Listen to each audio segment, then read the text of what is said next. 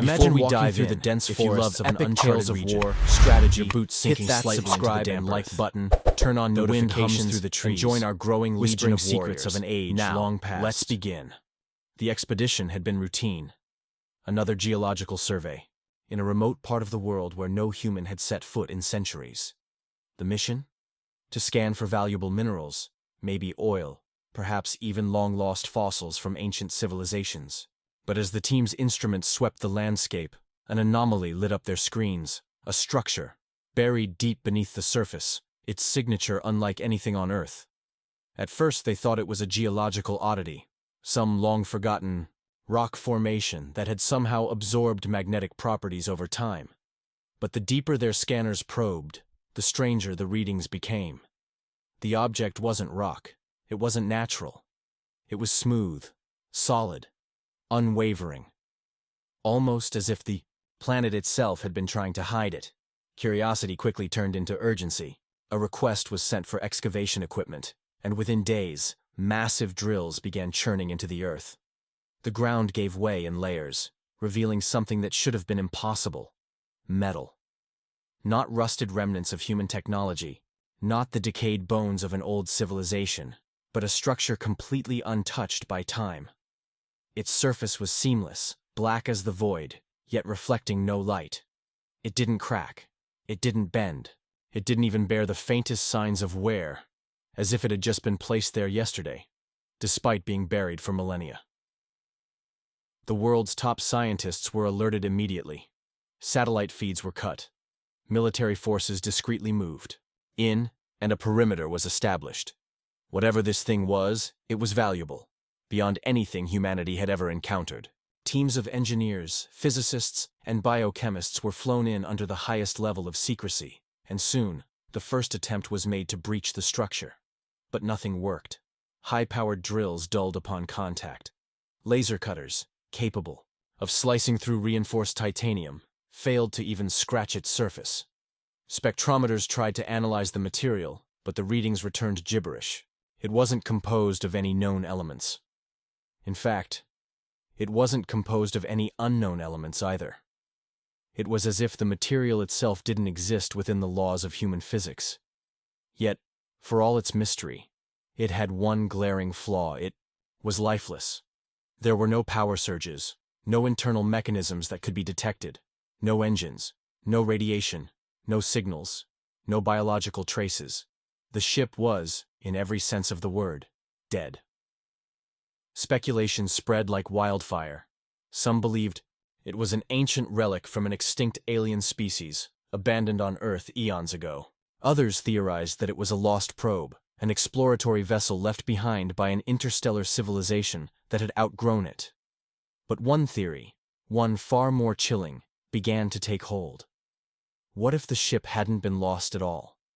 What if it had been discarded? The idea was terrifying.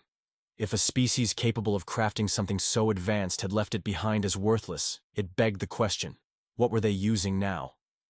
The ship was carefully extracted from the ground and transported, under the cover of darkness, to a classified military facility, hidden deep beneath the Earth's surface, in a research complex known only to the highest-ranking officials. It became the center of humanity's greatest technological enigma. For months, scientists worked around the clock, desperate to unlock its secrets. Every known test was performed. Every possible energy source was applied. And yet, nothing.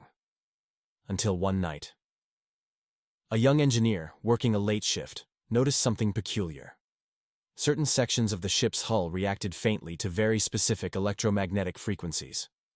The fluctuations were subtle, almost imperceptible, but undeniable.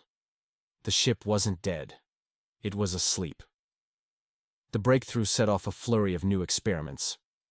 The world's most powerful particle accelerators were used to bombard the ship with exotic energy signatures: X-rays, gamma rays, even simulated pulses of artificial black hole radiation. Nothing. Frustration mounted. Scientists debated whether the ship was even a ship at all, or just a piece of debris from some long-forgotten intergalactic war. And then, on the 117th experiment, everything changed. A test pulse of a highly unstable energy. Waveform was directed at the hull, and for the first time since its discovery, the ship responded. The walls of the facility trembled. Static flooded every screen. A low, eerie hum resonated through the building, shaking the very foundations of the underground lab. Every electronic device within a 100-mile radius shut down simultaneously. The ship's surface, once a matte, empty void, began to shift, glowing with iridescent patterns that rippled like living metal. And then, silence. No one spoke. No one moved. Every scientist, every guard, every high-ranking official in that facility stood frozen in place, staring at the impossible. Had they reactivated it? Had they just awakened something far beyond human control? Panic erupted in the underground facility. Emergency protocols were triggered. Alarms blared, and armed personnel flooded the research chamber, their rifles aimed at the alien vessel. But what were they aiming at? A ship? A machine? A sleeping giant that had just stirred from its ancient slumber? The lights flickered wildly, computer systems scrambled to reboot, and outside the facility, entire city grids suffered unexplained blackouts. The air itself felt charged, as though static electricity crackled invisibly around them. Then, the ship moved. It wasn't a dramatic awakening, no sudden roar of engines, no blast of energy tearing through the walls. Instead, its surface shifted. The once smooth, matte black hull began to ripple like liquid mercury. The patterns glowing across its body rearranged, forming what looked like symbols, a language, a system of commands. No one knew. What they did know was that this ship was no longer inert.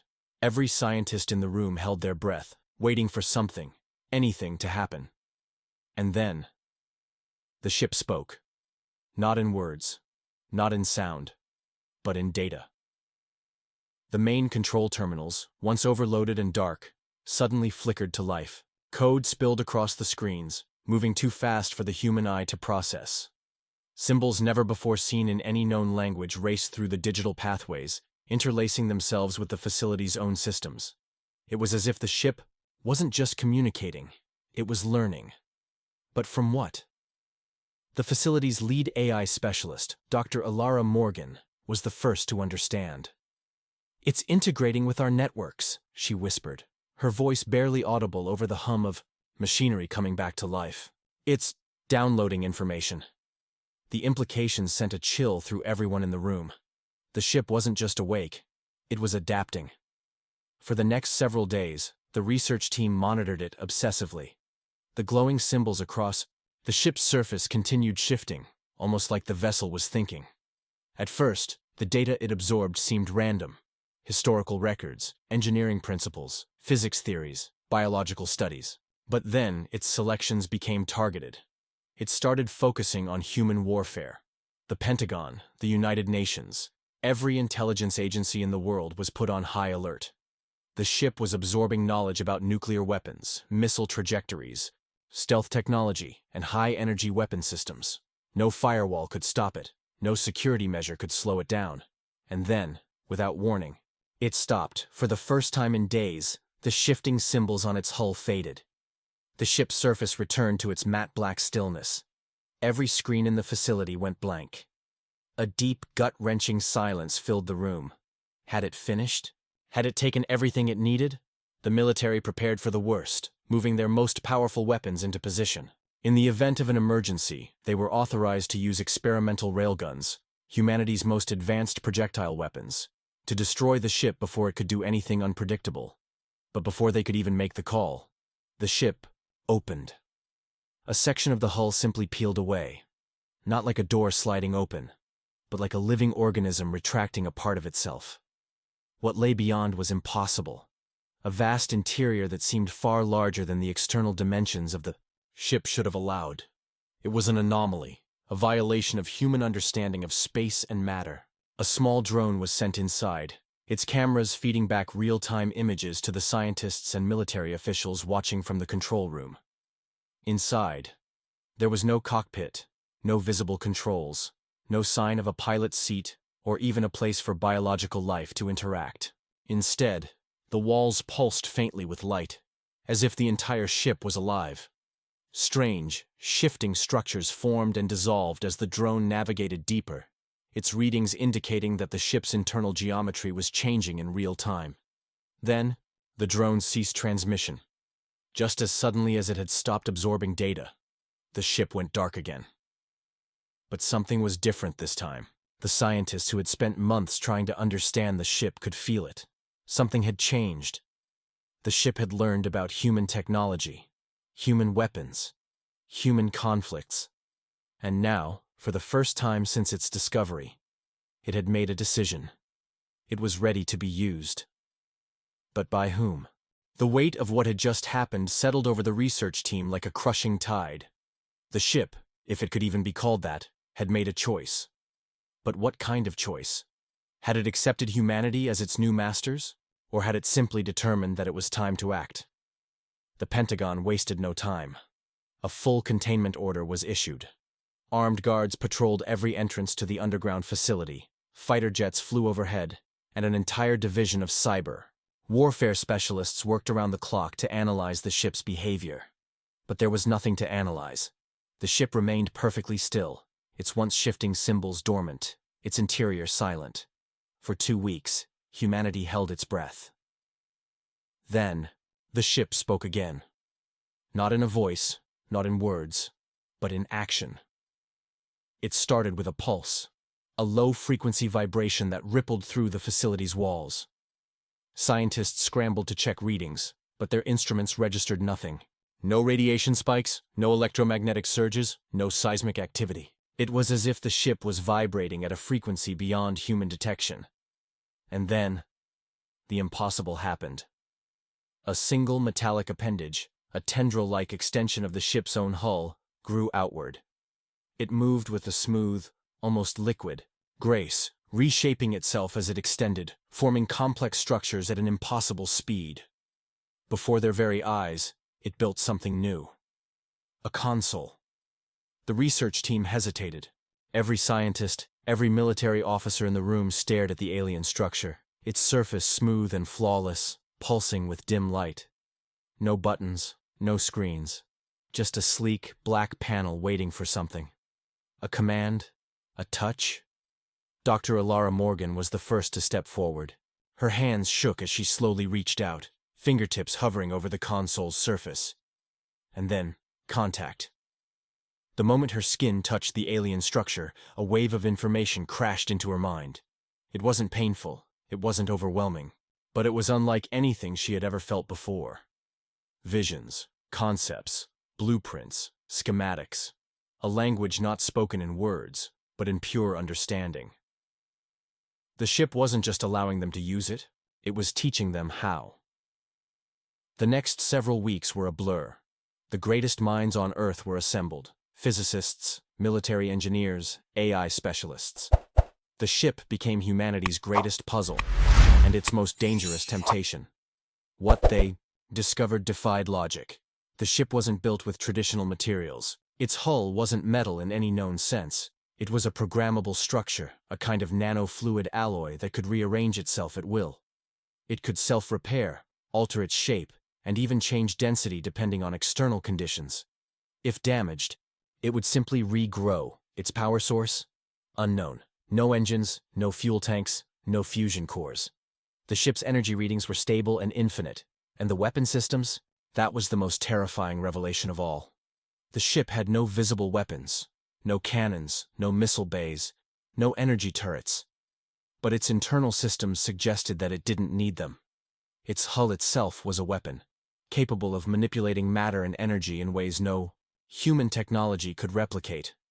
This wasn't just a ship. It was a weapon unlike anything humanity had ever encountered. A fortress. A living machine of war. And yet, the ship did not fire. It made no aggressive moves, gave no indication that it had hostile intent. If anything, it had chosen to cooperate, which raised the most critical question of all. Who had left it behind? And why? The search for answers led to another shocking discovery. The ship had memory fragments, or at least, remnants of something older. As the team worked to decode its system, they found traces of an ancient star map, a pathway of worlds long forgotten. The coordinates led to places no human had ever explored, deep in the void beyond the known galaxy. And among the data, a warning. A single repeating message buried deep in the ship's code, written in a language that defied translation. But when they finally cracked the first few symbols, their blood ran cold, because the meaning was clear. They are coming. The moment those words were translated, the weight of their meaning crashed over the research team like a tidal wave. They are coming. Who? The ones who left the ship behind? The ones who abandoned it like discarded trash on a primitive world? Or something worse? The message contained no time frame, no context, only an unrelenting certainty. It wasn't a question. It wasn't a possibility. It was a fact. The Pentagon declared DEFCON 2 within the hour. Military satellites were repositioned. Deep space. Monitoring stations were put on high alert, and classified intelligence networks began scouring the void for any sign of incoming hostiles. But there was nothing. No approaching fleet. No anomalous readings. No sudden gravitational distortions that suggested ships warping in from distant corners of the galaxy. Nothing but the eerie silence of space. And yet, the ship waited. Its black fluid metal hull remained unmoving, its strange pulsing console dormant once more. The ship had revealed what it wanted to reveal. Nothing more. Nothing less. And that left the human race with a choice. Would they treat this as a warning to flee? To hide? To bury the ship once more and hope that whatever was coming would never arrive? Or would they do what humanity had always done best? Would they fight? Project Nightfall. The decision was made in a single night. The president convened a top-secret war council, military leaders, world-renowned scientists, defense contractors, and intelligence specialists. Every nation with a stake in global security was present, though most would never know how close the world had come to the edge. And from that meeting, a single order was given. If this ship is a weapon, then we must wield it before our enemies do. Thus began Project Nightfall, a classified operation that would push human technology beyond anything ever imagined. The ship wasn't just an object to be studied anymore. It was a platform, a foundation upon which humanity would build its first true interstellar warship. But there was a problem. The ship would not move. Despite its clear intelligence, despite its ability to teach and communicate, despite its vast potential for destruction, the ship remained motionless. It would allow itself to be studied. It would permit modifications. It would open its mind to those who sought to understand it. But it would not fly. Not yet. That's when they realized the truth. The ship wasn't abandoned. It was left behind. A discarded relic from an ancient war, a weapon whose true masters had long since perished or fled. A war machine that had lost its commanders, its soldiers, its pilots. And now, it was waiting for something else. A new master. A commander worthy of its power. The first human pilot it took months of genetic analysis, neurological testing, and endless trial-and-error experimentation to discover the final key to the ship's activation. The ship wasn't just a machine. It was biologically attuned, designed to sync with its pilot. On a level deeper than mere thought, it required a mind, a consciousness to direct it, to fuse with its systems, to become one with the machine itself, and that meant a pilot. The first candidates were chosen carefully. Only those with the highest neurological adaptability, strongest cognitive resilience, and most unbreakable willpower were considered. The list included elite fighter pilots, seasoned astronauts, and cutting-edge neuroscientists who could comprehend the sheer alien nature of the ship's systems. But it wasn't enough. One by one, the candidates stepped forward. One by one, they failed. The ship rejected them. Some suffered neural overload, temporary blackouts that left them shaking on the floor, gasping for breath. Others experienced hallucinations, visions of stars that no longer existed, worlds shattered by unknown forces. Some simply vanished, gone, erased, not a trace of them left behind. Then came Colonel Adrian Voss, a former spacefighter ace, a soldier who had survived battles no one should have walked away from, a man who had seen war at its most brutal, and never blinked. He stepped into the ship. He placed his hands on the console, and the ship accepted him. For the first time in millennia, the ancient war machine awoke. The symbols on its walls flared to life. Its hull rippled, reshaping itself around him. The ship's engines, dormant for so long, rumbled with a power beyond anything Earth had ever known. It was no longer a relic. It was a warship reborn, and Adrian Voss was now its commander.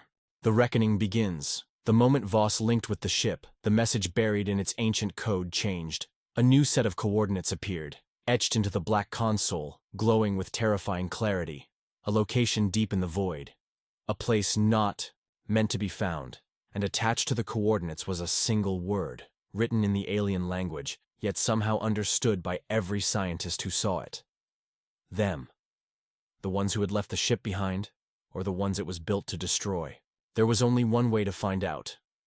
And this time, humanity would not wait for war to come to them.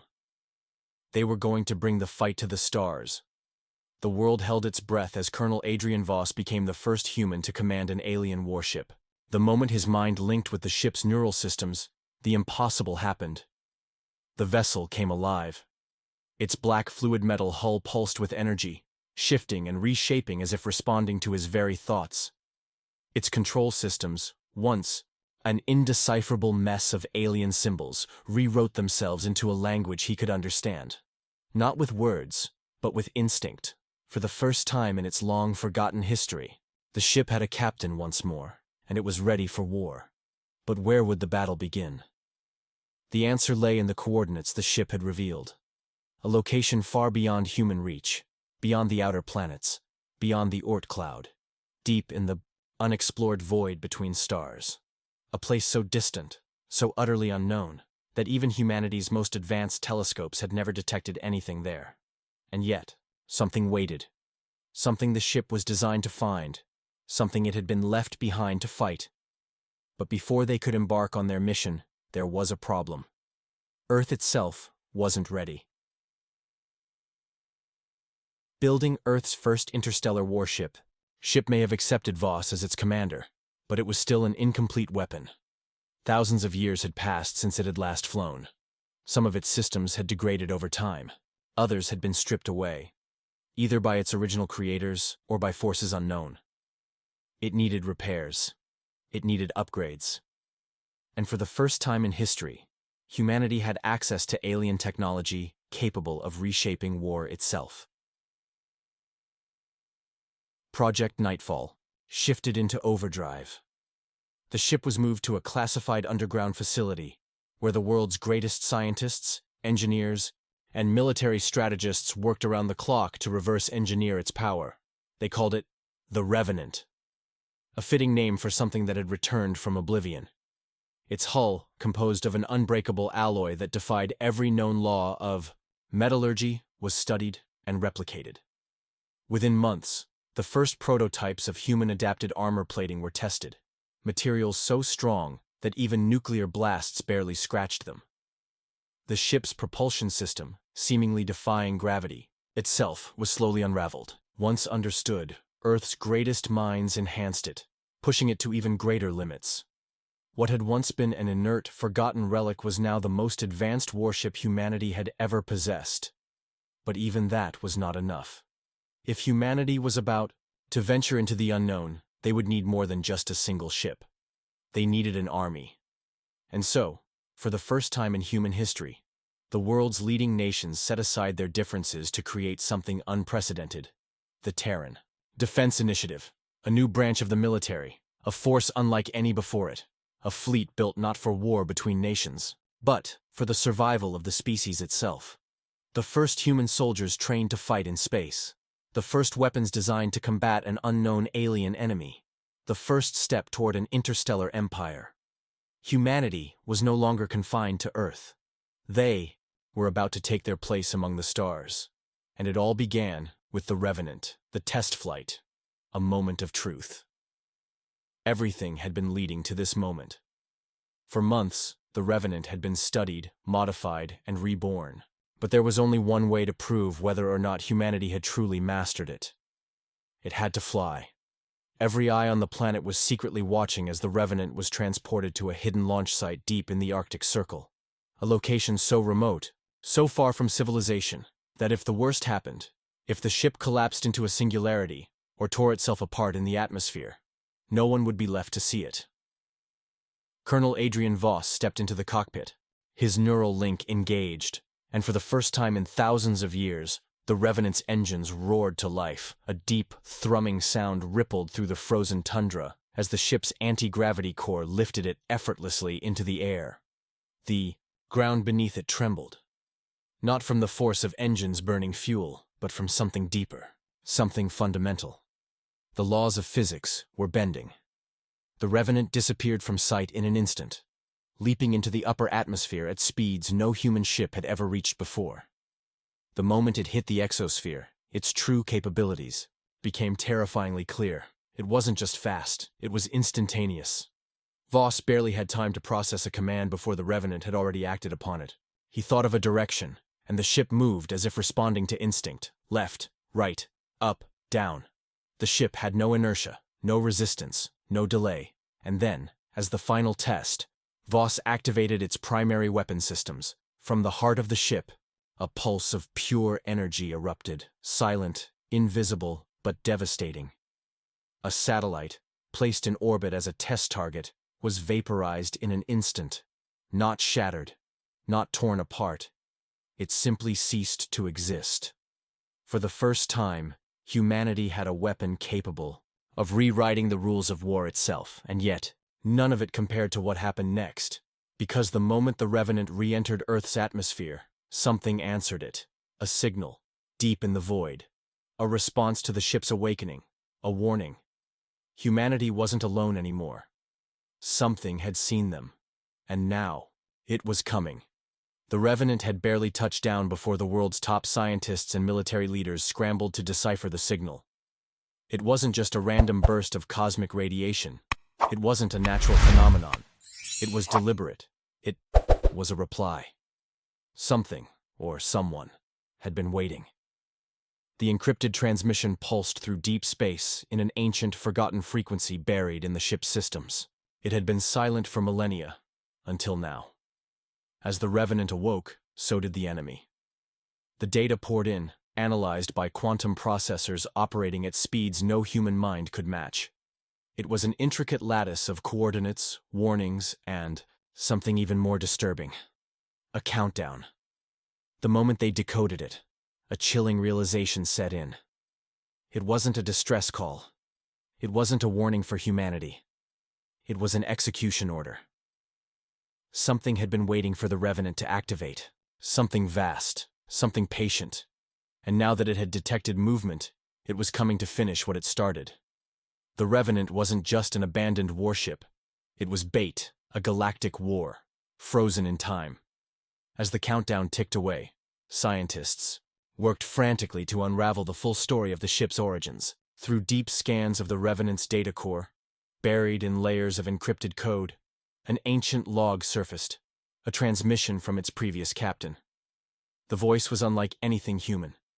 A deep, reverberating resonance layered with sorrow and finality. If you find this vessel, if you awaken it, know that we are gone. We fought. We lost. And now, you must run. They will come for you, just as they came for us. Do not make the mistake of believing you are ready.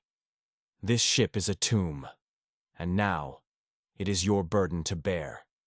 The message cut off abruptly. The last remnants of a lost civilization, wiped from the universe by something powerful enough to erase them from history. But who were they, and more importantly, who were their enemies? Deep within the ship's encrypted archives, fragments of a final battle emerged, a war that raged across the stars, between two ancient empires. One, a race of brilliant architects, builders of ships and cities that could withstand the test of time. Their technology was almost alive, woven from materials that reshaped themselves, with thought. The Revenant was one of their last desperate creations, a final, ultimate weapon. The other, a force of pure destruction, a race that didn't just conquer, they erased. They didn't take prisoners. They didn't occupy planets. They consumed civilizations until nothing remained. The Harbingers. A name carved into the ship's oldest data records. A species so feared that their enemies had tried to erase even the memory of them. And now, after eons of silence, they were waking up. Earth's final decision, fight or hide. The countdown continued. Whatever force had been watching the Revenant had given no second chances before. There was no guarantee it would now. Humanity had two choices. Abandon the ship, shut it down, bury it forever, and hope the signal would go unnoticed. The safest choice, but also the most cowardly. 2. Use it. Take the Revenant into battle. Strike before the enemy arrived. Bring war to the darkness before it swallowed Earth whole. There was no time for politics, no time for indecision. The world's leaders gathered in a classified emergency summit. Generals, scientists, astronauts, everyone who understood what was at stake. Some argued to flee. Humanity was still young, still fragile. Facing a force that had already wiped out an advanced civilization was suicide. But others had seen what the Revenant was capable of. For the first time in history, humanity wasn't defenseless. They had an advantage, a ship built by those who once fought the Harbingers. The Revenant was more than a weapon. It was a message. If humanity ran now, they would always be running. But if they fought, they might not just survive. They might win. And so, the decision was made. Earth would not hide. Earth would not surrender. Earth would strike first. The mission: hunting a ghost in the dark. With the decision set, there was only one course of action. They had to find the Harbingers before they found Earth. Using the Revenant's deep space scanning systems, they locked onto the signal's origin point, an unknown location drifting in the void between stars. A place so empty, so eerily silent, that even the universe itself seemed to have forgotten it. The mission was set. A single warship, the first of its kind, the first of its species, would venture into the dark to meet a force that had annihilated an empire, a ship commanded by a human, a ship that should never have existed, a ship that was supposed to be worthless, and yet it had become humanity's greatest weapon. The final countdown as the Revenant prepared for its jump, a silence fell over the world. No one knew what waited beyond that final barrier. No one knew if they were already too late. All they knew was that, once the mission began, there would be no turning back. The Revenant's engines ignited, the countdown reached 0, and humanity leaped into the unknown. As the Revenant vanished into the abyss of deep space, the world held its breath. There was no precedent for this, no war manual, no strategy guide, no historical records of how to face an enemy so ancient, so absolute in its destruction. Humanity was stepping onto a battlefield older than their entire civilization, and they were doing it alone. But they weren't just fighting to survive. They were fighting to prove something. That no matter how small or young humanity was compared to the giants that had come before, they would not be erased. The journey into darkness, the Revenant's engines roared, carving through the void at speeds humanity had never dared dream of before. The deeper they traveled, the colder space seemed to become, not in temperature, but in presence. Stars thinned out. Radio signals faded. Even the cosmic background radiation that had filled the universe since the dawn of time seemed to hush. They were entering dead space, a graveyard of a war so ancient that even the wreckage had turned to dust. Then, the alarm screamed. The ship's scanners had picked up something unnatural. A distortion, a scar in space itself, and at its heart, the Harbinger's domain, a monster unseen. The Harvest World, it wasn't a fleet. It wasn't a planet. It wasn't a station. It was something. Worse, a harvest world. A structure so massive it defied comprehension. A construct built by the Harbingers not as a home, but as a weapon. It moved through space like a predatory beast, devouring entire systems. Not just the planets. Not just the life on them. Everything. Their enemies didn't conquer. They assimilated. This was why the ancient civilization had fought and lost.